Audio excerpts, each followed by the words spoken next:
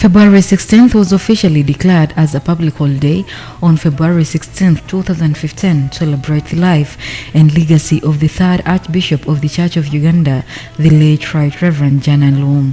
But observance of the day has been taken up slowly by many Ugandans who claim the number of public holidays is simply too overwhelming. Last year, some schools went ahead and conducted some lessons amidst the government's warning.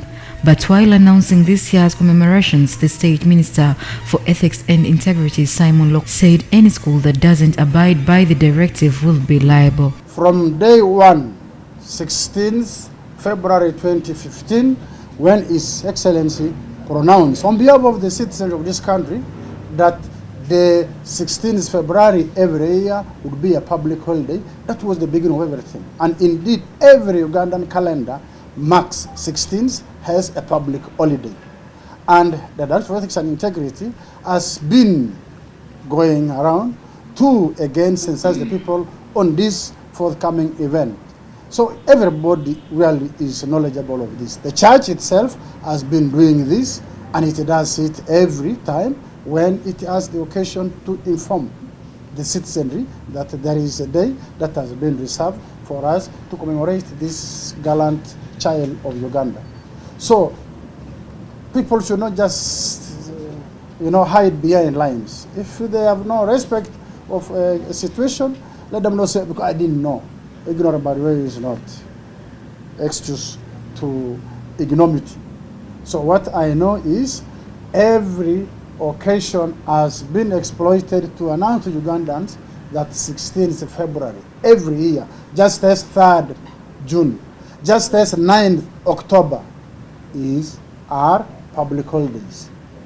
The Archbishop of the Church of Uganda, Right Reverend Stanley Ntagali, who is heading the organizing committee for this year's celebrations at Muchuni in Kitgum, said events will be themed on the fateful day in 1977 when the revered cleric was killed. Thank God for the life of the man of God who was a great leader, who inspires us even when he's dead 41 years ago.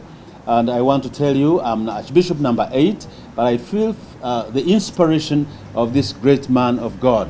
He was a good leader, he was a humble man, and me as his successor, one of his successors, I feel humbled that I have taken over the leadership of the man of God who stood firm and preached the gospel uncompromisingly.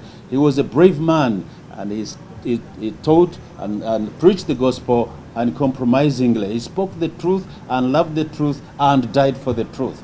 So I'm inspired as a leader, as a priest, and as a clergyman, and I want to tell you all that what he did, there are many young people who do not know or who did not see him. They are very young, because 41 years is a long time, but I want to tell you, he still inspires not only the Church of Uganda, but the whole nation, because his courage, his vision still lives even when he is dead.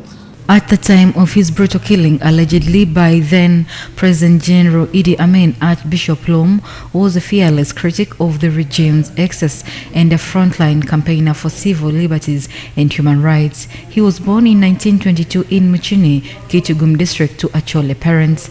At the time of his death, he was Archbishop of the Metropolitan Province of Uganda, Rwanda, Burundi, and Bonga in Zaire, becoming the second African to hold this position.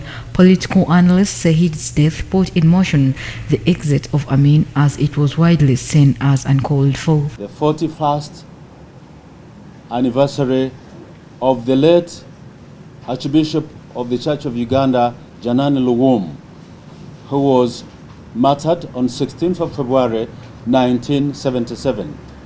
He was the third Archbishop of the Church of Uganda, and he was a man of courage.